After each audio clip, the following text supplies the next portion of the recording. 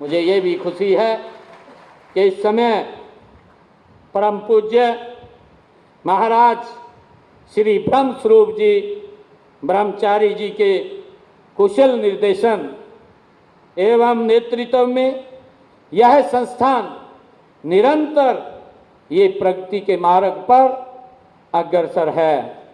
यही नहीं, आपकी छत्र छाया में श्री जयराम शिक्षण संस्थान के अनेक स्कूल कॉलेज भी, यहाँ पर भी, हमारे कुरुक्षेत्र में भी, परंतु इस राज्य में भी, दूसरे राज्यों में भी ये फल फूल रहे हैं।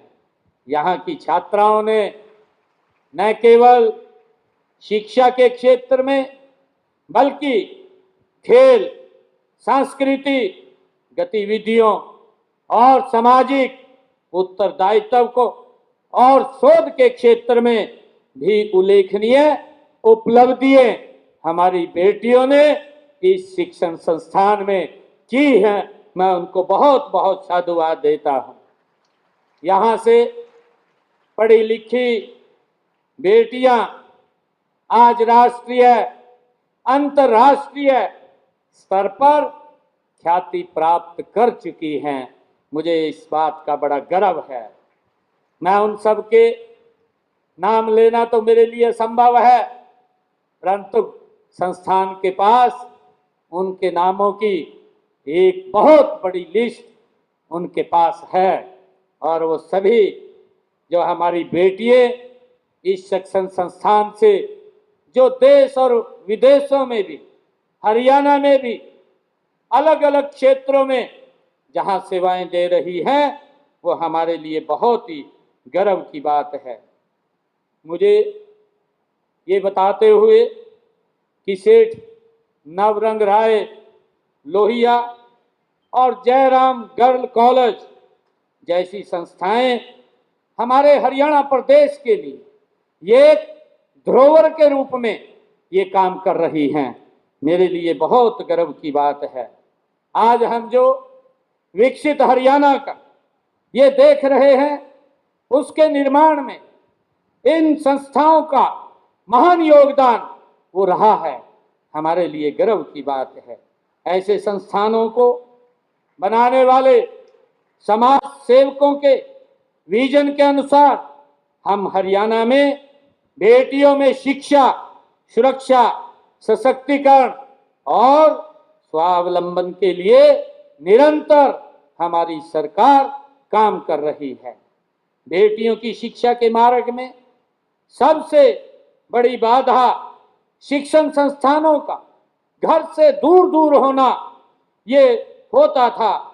हमने यह सुनिश्चित किया पिछले 11 वर्षों के अंदर। अगर आप लोग देखेंगे, आदरणीय नरेंद्र मोदी जी के नेतृत्व में जब से हमारी सरकार ये हरियाणा में 2014 से बनी है, हमने ये सुनिश्चित किया कि बेटियों को हर 20 किलोमीटर के ऊपर एक अच्छा राजकीय महाविद्यालय उनको उपलब्ध होगा। आज लाखों की संख्या में हमारी बेटियां इन राजकीय महाविद्यालयों में, ग्रामीण क्षेत्र की बेटियां आज शिक्षा ले रही हैं। मुझे खुशी है कि हमने हरियाणा प्रदेश के अंदर पिछले 11 वर्षों में 80 राजकीय महाविद्यालय हमने खोले हैं और 80 राजकीय महाविद्यालयों में 30 महाविद्यालय, राजकीय कन्या महाविद्यालय हमने हरियाणा प्रदेश के अंदर खोलने का काम किया है। मुझे खुशी है कि बेटियों को हमने अपने घरों से शिक्षण संस्थानों तक आने जाने के लिए, अभी हमारी प्रिंसिपल महोदय ये मुझे बोल रही थी कि यहाँ बस रुकनी चाहिए। उन्होंने मन से ही इस बात को कहा है।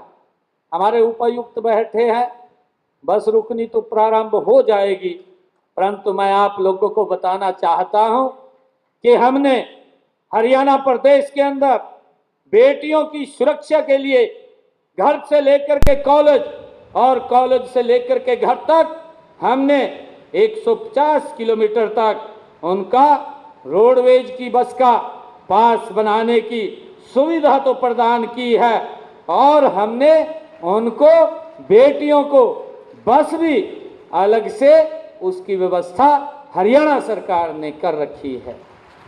मुझे ये खुशी है कि हमने बेटियों को तकनीकी शिक्षा प्रदान करने के लिए प्रदेश में हमने 29 कन्या ITI वो चल रही हैं। हमने किसी भी ITI में पढ़ने वाली हमारी लड़कियों को हम हर महीने 500 रुपया उनको वजीफे के तौर पर देने का प्रावधान ये हमारी सरकार ने किया हुआ है। मुझे गर्व है कि हरियाणा प्रदेश नई राष्ट्रीय शिक्षा नीति लागू करने वाला भी ये देश का पहला राज्य है। आदरणीय प्रधानमंत्री जी ने इसका टारगेट 2030 वो रखा था, परंतु हरियाणा ने ये टारगेट लिया कि हम न्यू एजुकेशन पॉलिसी 2025 तक उसको पूर्ण रूप से लागू कर देंगे और मुझे खुशी है कि हमने अब इसको पूर्ण रूप से हरियाणा प्रदेश के अंदर लागू कर दिया है।